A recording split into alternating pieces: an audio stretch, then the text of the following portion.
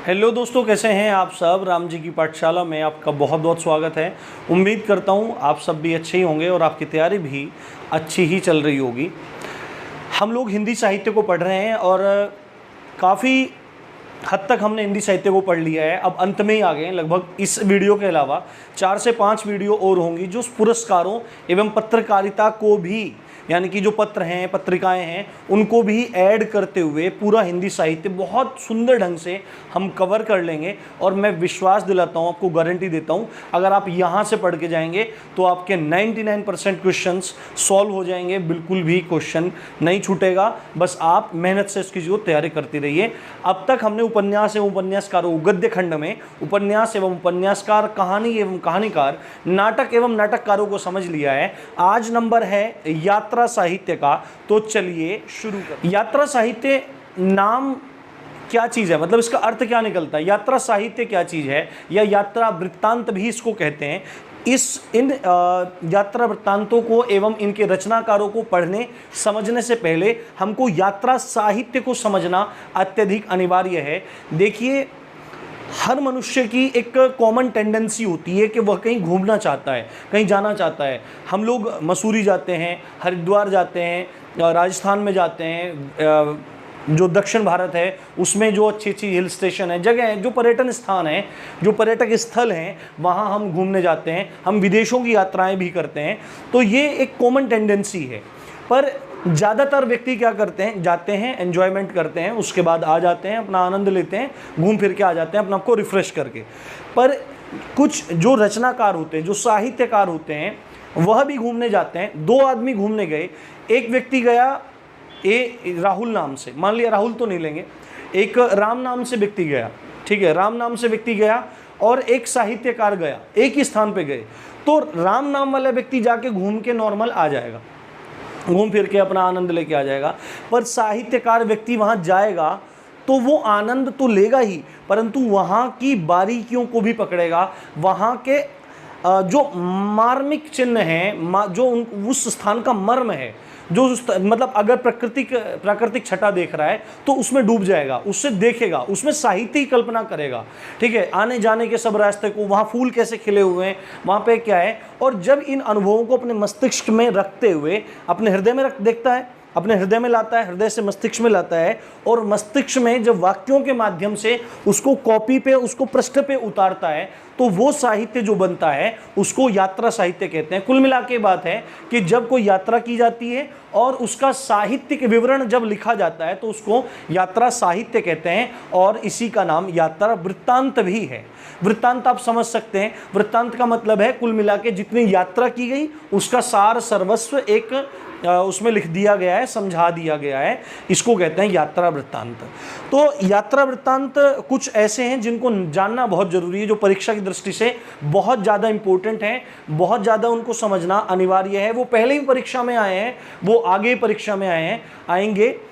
और अगर आप परीक्षा के दृष्टि से नहीं देख रहे हैं, केवल जानकारी की दृष्टि से देख रहे हैं, तो ये आपके लिए बहुत ही ज़्यादा एंटरटेनिंग होगा। तो सबसे पहला देखो, जब भी हमने उपन्यास पढ़े थे और कहानीकारों को पढ़ा था, कहानी को, उपन्यास को, नाटक को देखा था, तो सबसे पहला क्वेश्चन हमारा था कि सबसे पहली कहानी कौन सी थी, सबसे पहला उपन्यास कौन सा था, सबसे पहला नाटक कौन सा था। उसी प्रकार सबसे पहला प्रश्न आज यात्रा वृत्तांत में ये है कि सबसे पहला यात्रा वृत्तांत कौन सा है। तो सबसे पहला यात्रा वृत्तांत है सरयू पार की यात्रा। सरयू पार की यात्रा जो भारतेंदु हरिश्चंद्र द्वारा लिखी गई है। सरयू एक बहुत पवित्र नदी मानी जाती है, आपको पता होगा। सरयू के किनारे अयोध्या बसी हुई है, जो रामचंद्र जी की नगरी है। सरयू पार की यात्रा प्रथम यात्रा वृत्तांत है, भारतेंदु हरिश्चंद्र ने इसको लिखा है। अब देखो, जिस प्रकार जो स्थान कहानी में और उपन्यासों में प्रेमचंद का है, ठीक है, जो नाम कहानी में और उपन्यासों में प्रेमचंद का है, यानी कि सबसे ज़्यादा अगर किसी ने उस विधा को हाईलाइट किया वो प्रेमचंद थे। वो कहानी में भी प्रेमचंद थे, उपन्यासों में भी प्रेमचंद थे। उसी प्रकार यात्रा साहित्य को जिसने, यात्रा साहित्य यानी यात्रा वृत्तांत जो साहित्य की ये विधा है, इसको किसी ने उठाया, बढ़ाया, हाईलाइट किया, वो है राहुल सांस्कृत्यायन। इनको घुमक्कड़ शास्त्र का जनक भी कहते हैं। राहुल सांस्कृत्यायन, राहुल सांस्कृत्यायन की ये यात्रा वृत्तांत बहुत ज़्यादा प्रसिद्ध हैं एवं परीक्षा की दृष्टि से भी बहुत ज़्यादा उपयोगी हैं। मेरी लद्दाख यात्रा, मेरी तिब्बत यात्रा, मेरी यूरोप यात्रा, किन्नर देश में, रूस में 25 मास, घुमक्कड़ शास्त्र, एशिया के दुर्गम खंडों में, ये कुछ प्रमुख यात्रा वृत्तांत हैं राहुल सांस्कृत्यायन के। देखो यहाँ पे मेरी लद्दाख यात्रा, तिब्बत यात्रा, यूरोप यात्रा, ज़्यादातर मेरी जहाँ पे आ जाएगा आप समझ लेना राहुल जी की लिखी हुई वो रचनाएं हैं। राहुल जी की, राहुल गांधी जी की नहीं, राहुल सांस्कृत्यायन जी की लिखी हुई है। किन्नर देश में, रूस में 25 मास, 25 अंकों में ही लिखा रहता है, कई बार शब्दों में भी लिखा रहता है, तो इसमें कंट्रोवर्सी क्रिएट करने की कोई जरूरत नहीं है। रूस में 25 दिन, घुमक्कड़ शास्त्र, यात्रा साहित्य को घुमक्कड़ शास्त्र भी कहते हैं। तो देखो राहुल सांस्कृत्यायन जी ने घुमक्कड़ शास्त्र नाम से एक वृत्तांत लिखा है, तो इसीलिए इस यात्रा साहित्य में सबसे ज़्यादा फेमस नाम है राहुल सांस्कृत्यायन। तो मेरी लद्दाख यात्रा, मेरी तिब्बत यात्रा, मेरी यूरोप यात्रा, किन्नर देश में, रूस में 25 मास, घुमक्कड़ शास्त्र, एशिया के दुर्गम खंडों में, ये यात्रा वृत्तांत हैं राहुल सांस्कृत्यायन के।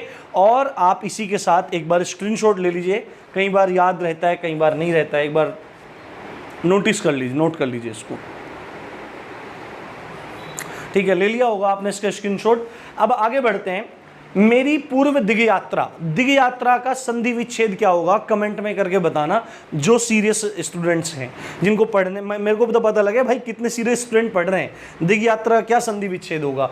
मेरी पूर्व दिग यात्रा दामोदर शास्त्री का वृत्तांत है, रामेश्वरम यात्रा देवी प्रसाद खत्री का यात्रा वृत्तांत है, और पृथ्वी प्रदक्षिणा शिव प्रसाद गुप्त का यात्रा वृत्तांत है। तो प्रदक्षिणा किसको कहते हैं, देखो एक चीज समझाता हूं। पृथ्वी हमारा ग्रह है, हमारा प्लेनेट है जिसपे हम रहते हैं, सौर मंडल में से एक ग्रह है। प्रदक्षिणा किसको कहते हैं, देखो प्रदक्षिणा होता है घूमना। जब घर में पंडित जी आते हैं तो पंडित जी पूजा करवाते हैं, पूजा करवाने के बाद बोलते हैं प्रदक्षिणा कर लो। आप में से जो थोड़ा सा इस चीज़ का ज्ञान रखते होंगे, वैसे सभी को उस चीज़ का ज्ञान होना चाहिए, एक अच्छे खासे पढ़े लिखे व्यक्ति की ये पहचान होती है।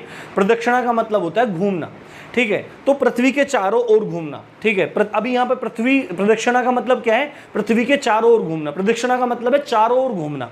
आपने देखा होगा कि जब शादियाँ होती हैं और वर वधू मंडप में बैठते हैं, दूल्हा दुल्हन मंडप में बैठते हैं, और उसके बाद जब फेरे लेने के लिए उठते हैं तो पंडित जी एक मंत्र उच्चारण करते हैं, यानि कानि च पापानि जन्मांतर कृतानि च तानि सर्वाणि नश्यन्तु प्रदक्षिणा पदे पदे, ऐसे बोला जाता है मंत्र। आप कभी ध्यान देना, आपकी शादी होगी तब ध्यान देना, अगर ना बोले तो पंडित जी को बोलना, पंडित जी ये बोलो, यानि कानि च पापानि जन्मांतर कृतानि च तानि सर्वाणि नश्यन्तु प्रदक्षिणा पदे पदे।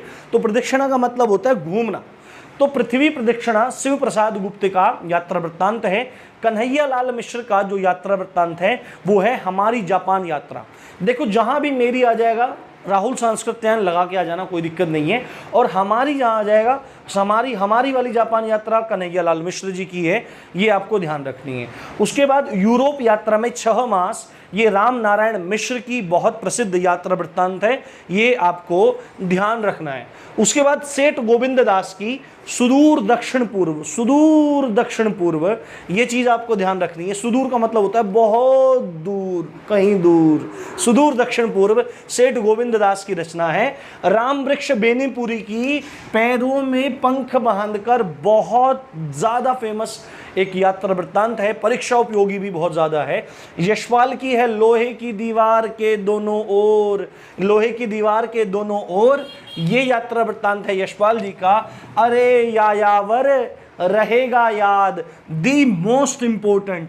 अरे यायावर, यायावर किसको कहते हैं, यायावर कहते हैं उसको जो घूमता फिरता रहता है, जो घूमता फिरता रहता है, इधर उधर भटकता रहता है, उसको यायावर कहा जाता है। अरे यायावर रहेगा याद। उसके बाद ये देखो यहाँ पे प्रश्न चिन्ह आ गया है, और ये रचना है अज्ञेय जी की, ये रचना है अज्ञेय जी की। अज्ञेय जी का पूरा नाम है सच्चिदानंद हीरानंद वात्स्यायन, सच्चिदानंद हीरानंद वात्स्यायन, और साहित्य का नाम है अज्ञेय।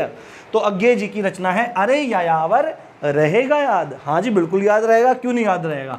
मोहन राकेश की रचना आखिरी चट्टान तक बहुत ज्यादा इंपॉर्टेंट है, और श्री भगवत शरण उपाध्याय जी की रचना है कलकत्ता से पीकिंग। जो मैं आपको करवा रहा हूं ना वो बहुत ज्यादा इंपॉर्टेंट है, बिल्कुल भी घबराने की जरूरत नहीं है, अच्छे से पढ़ के चले जाना, एग्जाम में 100% आएगा, चिंता करने की जरूरत नहीं है। आखिरी चट्टान तक मोहन राकेश, कलकत्ता से पीकिंग भगवत शरण उपाध्याय, निर्मल वर्मा चीड़ों पर चांदनी। चीड़ का पेड़ होता है पहाड़ी क्षेत्रों में, शंकुआकार होता है चीड़ों का पेड़, चीड़ों पर चांदनी पड़ रही है, ऐसी इस प्रकार की टाइटल वाली यात्रा वृत्तांत लिखने वाले हैं निर्मल वर्मा।